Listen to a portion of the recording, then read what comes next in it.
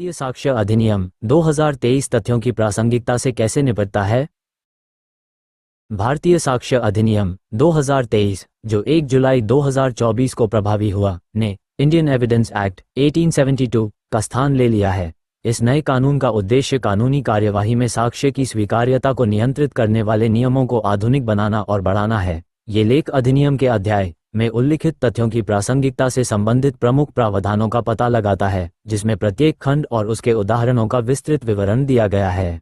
भारतीय साक्ष्य अधिनियम 2023 का उद्देश्य कानूनी कार्यवाही में तथ्यों की प्रासंगिकता निर्धारित करने के लिए एक स्पष्ट और अधिक व्यापक ढांचा प्रदान करना है। प्रासंगिक साक्ष्य का गठन करने वाले तथ्य का विवरण देकर और विशिष्ट उदाहरण प्रदान करके यह अधिनियम एक अधिक प्रभावी और निष्पक्ष न्यायिक प्रक्रिया सुनिश्चित करने में मदद करता है। धारा 3, साक्ष्य की स्वीकार्यता।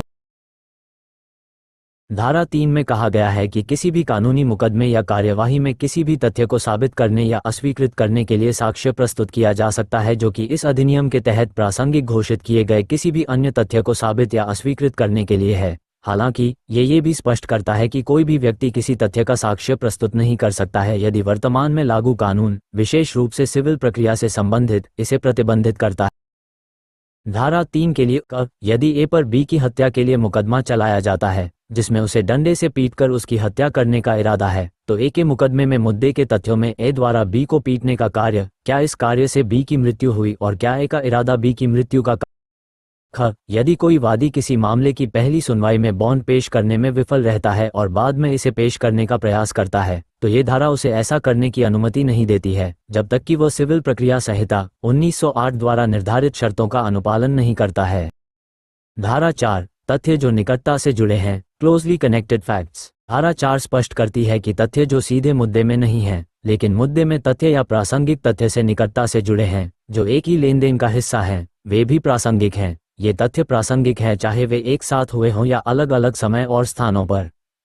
धारा 4 के लिए यदि ए पर बी को पीटकर उसकी हत्या करने का आरोप है, तो पिटाई के दौरान या उसके तुरंत पहले या बाद में ए, बी या आसपास खड़े लोगों द्वारा कही या की गई कोई भी बात प्रासंगिक है।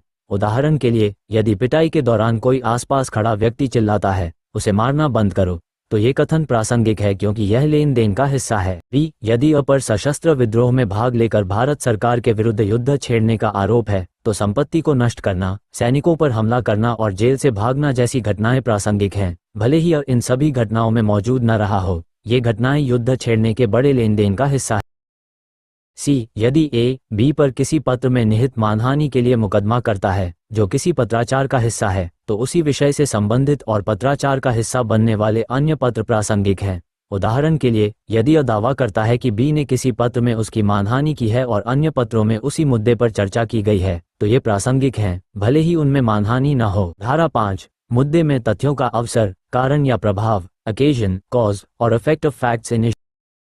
धारा 5 में कहा गया है कि वे तथ्य जो प्रासंगिक तथ्यों या मुद्दे में तथ्यों का अवसर, कारण या प्रभाव हैं, या जो उन परिस्थितियों को दर्शाते हैं जिनके तहत ये तथ्य घटित हुए, प्रासंगिक हैं। इसमें वे तथ्य भी शामिल हैं जो इन घटनाओं के लिए अवसर प्रदान करते हैं। धारा 5 के लिए यदि प्रश्न ये है कि क्या ए ने बी को लूटा, तो ये तथ्य कि बी पैसे लेकर मेले में गया और डकैती से पहले दूसरों को दिखाया, प्रासंगिक है। ये दर्शाता है कि डकैती से पहले बी के पास पैसा था। यदि प्रश्न ये है कि क्या ए ने बी की हत्या की, तो अपराध स्थल के पास संघर्ष के संकेत प्रासंगिक हैं। उदाहरण के लिए, जहां बी की हत्या की गई थी, उसके पास उखड़ी हुई जमीन या टूटी हुई वस्तुएं प्रासंगिक हैं क्योंकि वे संकेत देती हैं कि संघर्ष हुआ। यदि प्रश्न ये है कि क्या ए ने बी को जहर दिया, तो लक्षण प्रकट होने से पहले बी का स्वास्थ्य और आदतें क्या थीं, तथा क्या ए को उनके बारे में पता था, ये सभी तथ्य सुसंगत हैं। उदाहरण के लिए, यदि बी अचानक बीमार पड़ने से पहले स्वस्थ था तथा ए के पास जहर था, तो ये तथ्य सुसंगत हैं। धारा 6, उद्देश्य, तैयारी तथा आचरण, मोटिव, प्रिपरेशन एंड कॉन्डक्ट। धारा 6(1) में कहा गया है कि किसी भी तथ्य या प्रासंगिक तथ्य के लिए उद्देश्य या तैयारी को दर्शाने वाला या गठित करने वाला कोई भी तथ्य सुसंगत है। धारा 6(2) में स्पष्ट किया गया है कि किसी मुकदमे या कार्यवाही के संबंध में किसी भी पक्ष या उनके प्रतिनिधि का आचरण, यदि किसी भी तथ्य या प्रासंगिक तथ्य से प्रभावित या प्रभावित होता है, तो सुसंगत है। धारा 6 के लिए यदि ए, बी पर धन के लिए बॉन्ड के लिए मुकदमा करता है और बी बॉन्ड बनाने से इनकार करता है, तो ये तथ्य प्रासंगिक है कि बॉन्ड बनाने के समय बी को धन की आवश्यकता थी। ये बॉन्ड में प्रवेश करने के बी के उद्देश्य को इंगित कर सकता है। बी, यदि ए पर बी को जहर देने का आरोप लगाया जाता है तो ये तथ्य प्रासंगिक है कि अ ने बी की मृत्यु से पहले बी पर इस्तेमाल किए गए जहर के समान जहर प्राप्त किया था। ये कथित अपराध के लिए अ की तैयारी को दर्शाता है।